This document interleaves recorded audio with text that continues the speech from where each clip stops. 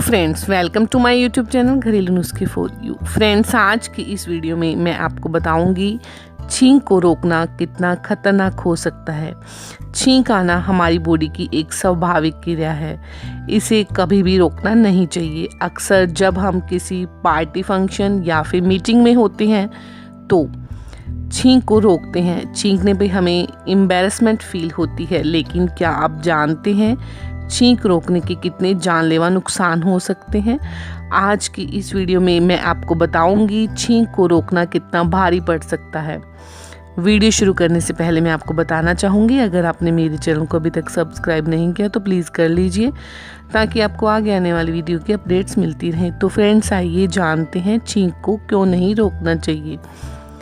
कुछ लोग छींक आने पर नाक को दबाकर या फिर मुँह बंद करके छींक को रोकने की कोशिश करते हैं। ऐसा करने पर कान का पर्दा फटने के चांसेस बढ़ जाते हैं या फिर दिमाग की नस भी फट सकती है। हाल ही में एक केस सामने आया है जिसमें एक व्यक्ति ने, जिसकी एज नियर अबाउट 34 ईयर्स थी, उसने छींक आने पर छींक को रोकने की कोशिश की, जिससे उसकी आवाज़ बंद हो गई और तेज़ दर्द होने लगा तथा गले के दोनों ओर स्वेलिंग भी हो गई। इतना ही नहीं, मुंह और नाक का पिछला हिस्सा जो गले में था वह फट गया और सबक्यूटेनियन एम्फीसेमा डिजीज हो गई। यहाँ तक कि आँख की ब्लड वेसल्स में भी प्रॉब्लम क्रिएट होने लगती है, जिससे आइज़ की रोशनी भी जा सकती है। छींक की स्पीड 80 किलोमीटर पर आवर होती है।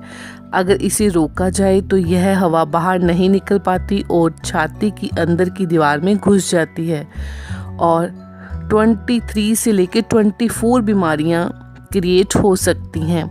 ध्यान रखें, बिना छींक के ज़बरदस्ती छींकने पर भी 13 से 14 बीमारियां हो सकती हैं। फ्रेंड्स, अगर आपको मेरे द्वारा दी गई है जानकारी बेनिफिशियल लगी हो तो प्लीज़ मेरे चैनल को सब्सक्राइब कीजिए, लाइक कीजिए एंड कमेंट कीजिए। Thanks for watching my YouTube channel and bye bye.